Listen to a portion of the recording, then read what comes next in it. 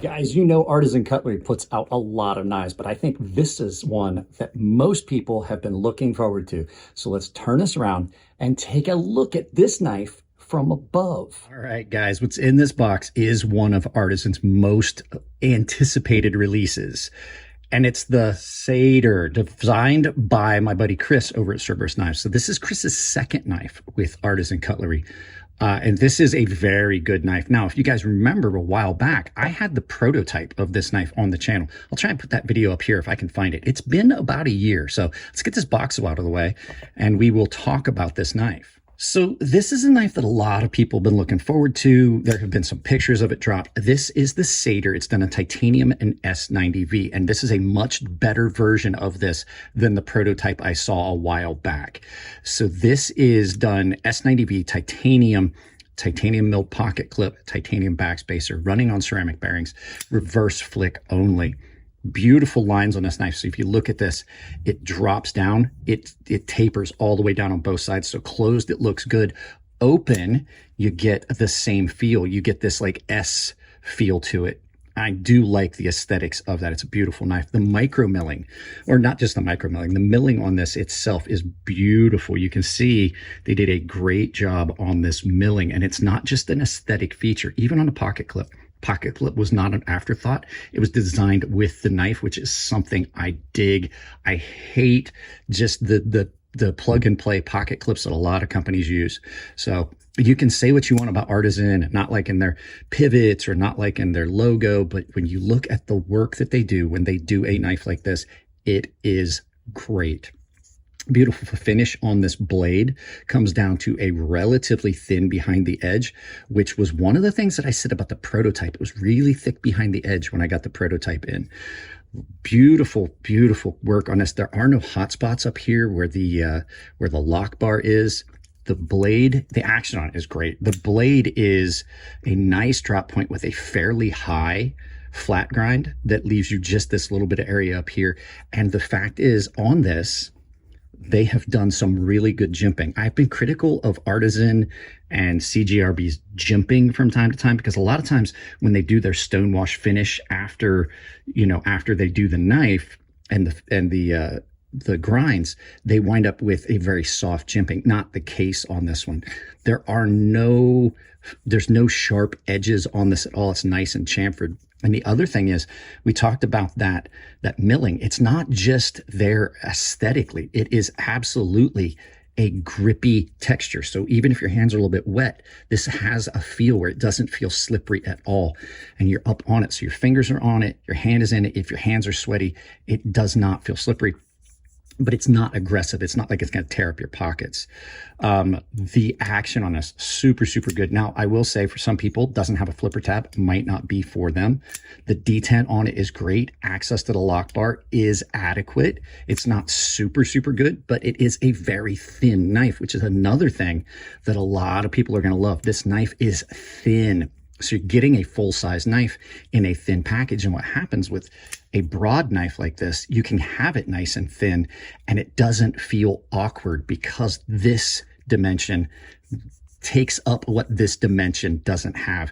And then the chamfering on this not only is attractive, but it gives it a very good feel in hand. So this is one of those thin knives that does not drop out of the angle of the cut for me. It doesn't roll. Like, I can make it roll, but when I grab the knife, it doesn't roll out of my hand. So really comfortable to cut with. So with everything, there's a couple little negative things that I would like to point out. We will talk about that on the flip side right after you guys hear from this video's sponsor. Has you ever reached down to tie your shoes and broken a shoelace? Of course you have. Well, imagine you're out in the middle of nowhere and you've got to have those shoes to get back. If you're hiking or if you're in the military, there's a reason I always carried and had multiple sets of replacement shoelaces. Well, today's sponsor is Tempered Trail. They are giving you guys some of the most durable laces that you're ever going to find. 550 pounds of strength in those laces. So check them out with the link down below. It saves you 10% at checkout. They are offering a wide variety of colors and lengths. So you just pick the length, you pick the color, and you throw them in your shoes. So big shout out to Tempered Trail for sponsoring this video. Guys, let's get back to the knife. All right. First and foremost, this for me is an aesthetic thing. This knife has such good, clean, beautiful lines, but then the hardware just stands up proud. It's like taking a BMW and then using wood screws to put the bumper on. You've got this beautiful, beautiful knife with these clean lines, and then you've got all this just standard button top hardware. They could have been recessed a little bit better. They could have been done a little bit differently. And it is a tactile thing. I can definitely feel it in this knife in my hand. I can definitely feel it because that's right where my pinky is. It's not sharp. It's not hot, but I'm just like, why? It's just a why thing. Next thing, I got big hands. I have to definitely get myself in a unique position to deploy the knife. I wish that this aperture was longer or a little bigger or further down or something like that. It doesn't, it's not hard to flip. I'm not going to say it's hard to flip, but I feel like I'm out of sorts with it. Where it's at. And I told Chris that, and he agrees with me, because you do have a lot of space. You could have made that aperture bigger because the detent on this is so good. It's not like you need, if you had it down there and I could get my finger in it, it doesn't take much. Or have a fuller that runs the full length, one of those.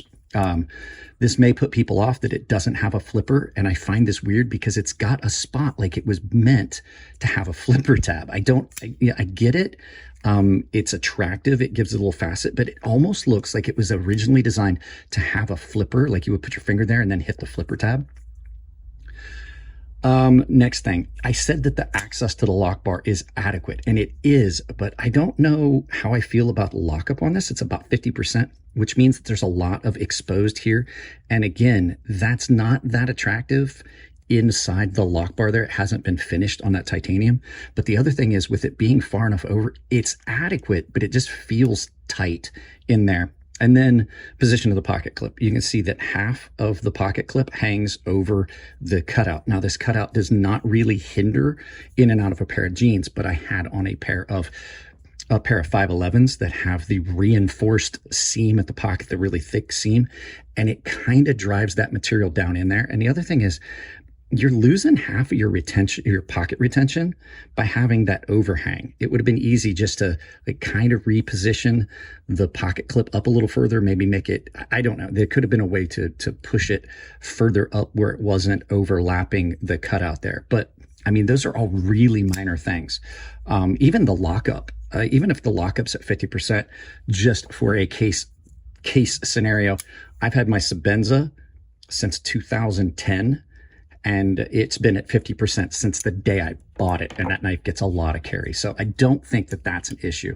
It's just it's kind of a me thing. I'm like, why is it already at 50%? So other than that, I mean, the knife is great. It's definitely one that is going to stay here. This is not something I'm going to do as a giveaway, not now anyway. So let's turn this around. We'll do some final thoughts. Oh, last thing, finish on it. If you don't like fingerprint magnets, it does fingerprint a lot, but I'm pretty sure that I haven't checked, there may be more than one finish on this knife. So all that being said, great knife. Do not shy away from it. Let's turn this around, do some final thoughts, and send you out about your day. So guys, this is a great knife. A little backstory. I had a production prototype of this knife here, and I had a couple things come up missing after a friend stopped by with his son. His son has now admitted that he did steal a couple items.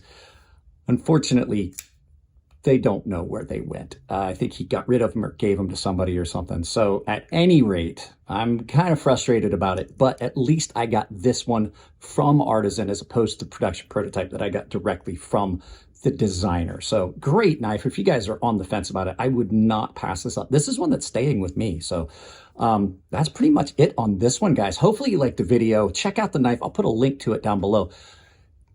Artisan makes some great stuff. There are people that don't like them. I don't know why. It doesn't make any sense to me.